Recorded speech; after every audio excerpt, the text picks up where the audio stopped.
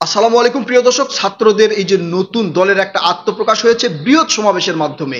এই সমাবেশের খরচ কে দিল, কেন দিল, কি উদ্দেশ্যে দিয়েছে, তাকে ছাত্ররা কি সুবিধা দিয়েছে এবং কোন সুবিধা পাওয়ার লোভে তিনি এত টাকা দিয়েছেন, বা তারা কোন কোন জায়গা থেকে ফান্ড কালেকশন করেছে, তার বিস্তারিত আপনাদেরকে জানাবো প্রিয় দর্শক। তার আগে তাদের বক্তব্যের কিছু অংশ আপনাদেরকে আমি বলি।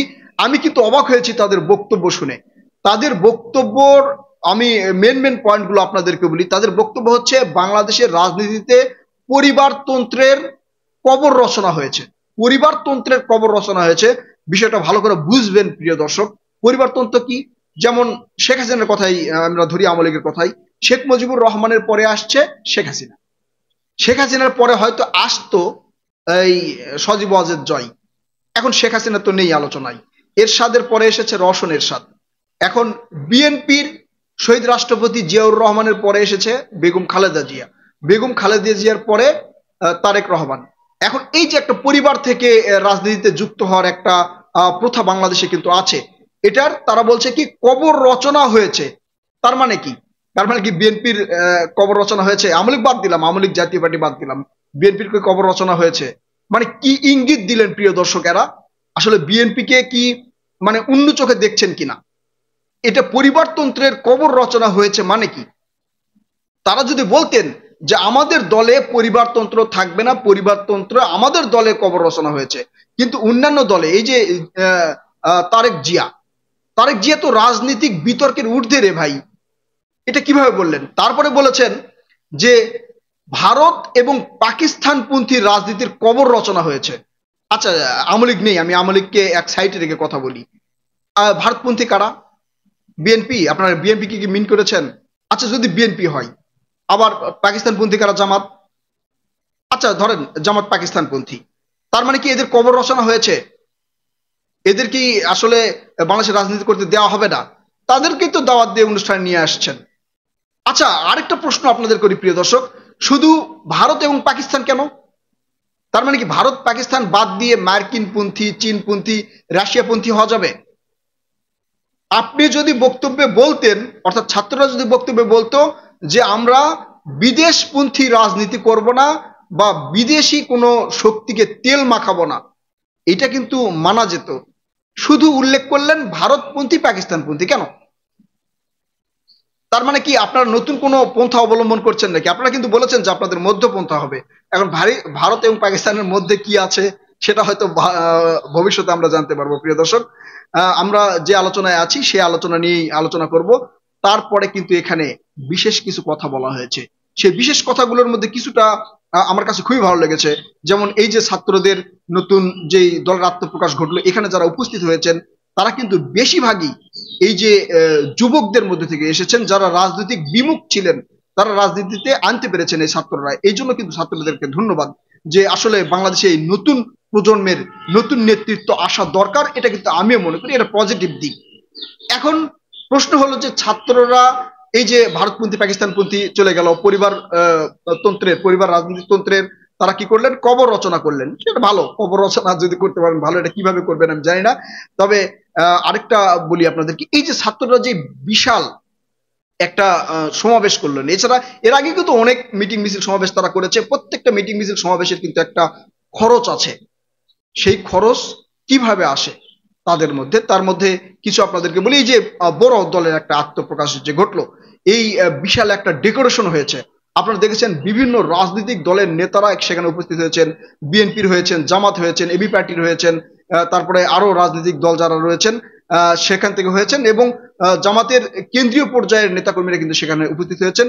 ডেকোরেশন যদি আপনি দেখেন, সেখানে মানে হাই হাই হাই প্রোফাইলের বসার যেই সিটগুলো সেখানে নিয়ে আসা হয়েছে।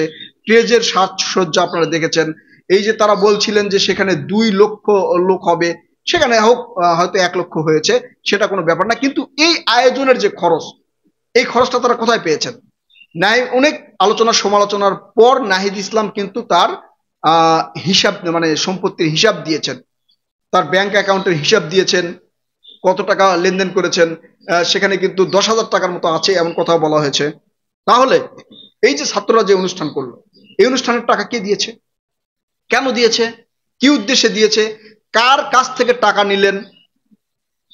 ধরেন এরা একজন চোরা কারবারির কাছ থেকে টাকা নিয়েছে, কিনা জানি না, ধরেন একজন চোরা কারবারির কাছ থেকে টাকা নিয়েছে, উনি কেন দিলেন?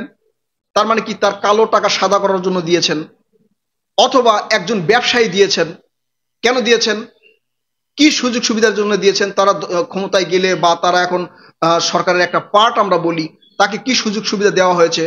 নিশ্চিত তার ব্যবসার কোনো সুযোগ সুবিধা করার জন্য হয়তো সেই টাকাগুলো দিয়েছে, অথবা তারা নিজেদের মধ্যে থেকেই এটা কালেকশন করেছে। তার নিজেদের মধ্যে কালেকশন করবে, তারা তো বলেছে যে তারা হচ্ছে কৃষকের সন্তান। বক্তব্য যদি আপনারা ভালো করে দেখেন, তারা কৃষকের সন্তান, তারা গরিব ঘর থেকে উঠে এসেছে, তারা হচ্ছে সাধারণ জনগণ, তাদের যে খুব একটা ব্যবসা বাণিজ্য এটাও কিন্তু নেই। তাহলে এত টাকা তারা পেলেন কোথায়?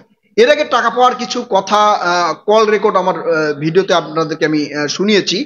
তারা বলেছেন যে তারা যেই টাকা ম্যানেজ করেন, এই যে বিভিন্ন ধরনের সমাবেশ, মিটিং, মিছিল বা হচ্ছে তাদের কেন্দ্রীয় কার্যালয় পরিচালনা করার জন্য যেই টাকাগুলো তারা ম্যানেজ করেন, সেটা হচ্ছে তারা নিজেদের কাছ থেকে কিছুটা তোলেন, হয়তো হাত খরচ থেকে সেখান থেকে কিছুটা তোলেন, কিছুটা হচ্ছে তারা টক শোতে যান, বিভিন্ন নেতাকর্মীরা টক শোতে যান, টক শো থেকে যে টাকা পায় সেটা তাদের ফান্ডে জমা দেওয়া হয়। আচ্ছা, টক শো থেকে কত টাকা পায় আপনারা জানেন? এই মাসুদ কামাল সহ রুমিন ফারহানা, যারা হচ্ছে টক শো সেলিব্রিটি, এরা কিন্তু এর আগে বিক্ষোভ করেছেন, আপনারা জানেন না হয়তো, বা আপনাদের বলি, এরা কিন্তু আসলে বিক্ষোভ করেছে যে মাত্র 2000 টাকায় আমরা টক শোতে যাবো না, অর্থাৎ 2000 টাকা সম্মানই দেওয়া হয় তাদেরকে, এই 2000 টাকায় যাবো না, টক শোর যে সম্মানই সেটা বাড়াতে হবে। এই জন্য খুব একটা কিন্তু টক শোতে এই মাঝখানে এদেরকে দেখা যায় নাই, 2-3 দিন দেখা যায় নাই, তারপরে কিন্তু আবার তারা টক শোতে এসেছেন। অর্থাৎ টক শোতে দেওয়া হয় 2000 টাকা, 3000 টাকা, ধর 5000 টাকা। 5000 টাকার নেতাকর্মীরা এক সপ্তাহে 10 জন গেল, 5-10-এ 50,000 টাকা, 50,000 টাকা ধরেন 1 লাখ টাকা। এই 1 লাখ টাকা দিয়ে বা 2 লাখ টাকা দিয়ে কি এদের মাসে এই ইয়া হয়ে যায়? প্রধান কার্যালয় যে ভাড়া, সে ভাড়া, এবং এই যে মিটিং, মিছিল, সমাবেশ, আপ্যায়ন, এই যে বৃহৎ পরিসরে একটা ডেকোরেশন করে দলে আত্মপ্রকাশ, এরা কি হয়ে যায়? যদি হয়ে যায় সেই হিসাব কিন্তু, মানে আমি চাই, আমার মতামত যেটা সাধারণ জনগণ হিসেবে আমি আসলে দেখতে চাই যে এরা এই যে আর্থিক ফান্ডগুলো কোথা থেকে পেয়েছে, কে দিয়েছে, এবং এদের খরচ কত হয়েছে, একটা হিসাব কিন্তু আমরা দেখতে চাই। এখন আপনারা বলবেন তাহলে জামাতের কাছ থেকে শোনেন, বিএনপির কাছ থেকে শোনেন। বিএনপির বৃহৎ বড় একটা রাজনৈতিক দল, তাদের ফান্ডিং এর কিন্তু অভাব নেই, যদিও সেখানে তর্ক বিতর্ক বা আলোচনা সমালোচনা করা যায়, সে বিষয়টা পরে বলছি। জামাতের এই ধরনের অনেক কিন্তু আর্থিক প্রতিষ্ঠান রয়েছে।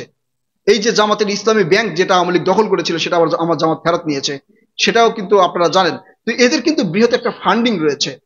আপনারা অন্যান্য দলের দেখবেন যে এত ডেকোরেশন করে আত্মপ্রকাশ আমি দেখি নাই, কোন দলের এরকম ভাবে আত্মপ্রকাশ আমি দেখি নাই, হয়তো আমার জন্মের আগে হতে পারে, আমি এই পর্যন্ত দেখি নাই। এর আগে পরেও কিন্তু অনেক দল প্রকাশ হয়েছে, আওয়ামী লীগের সরকারের সময় কিন্তু অনেক দলকে নমিনেশন দেওয়া, নিবন্ধন দেওয়া হয়েছে, আপনারা জানেন। এইভাবে এত বৃহৎ পরিসরে দলের আত্মপ্রকাশ আমি দেখি নাই। এখন প্রিয় দর্শক, আমার প্রশ্ন যদি তারা উত্তর দেই, ভালো, আপনারা আমার এই ভিডিওটা যতটুকু পারেন লাইক, কমেন্ট, শেয়ার করে একটু ভালো করার চেষ্টা করবেন। আমি সাধারণ জনগণ হিসেবে তাদের এই হিসাবটা দেখতে চাই। প্রিয় দর্শক, ভালো থাকবেন, আমাদের সাথে থাকবেন, আমরা পরবর্তীতে এই বিষয় নিয়ে আবার আলোচনা করব ইনশাআল্লাহ।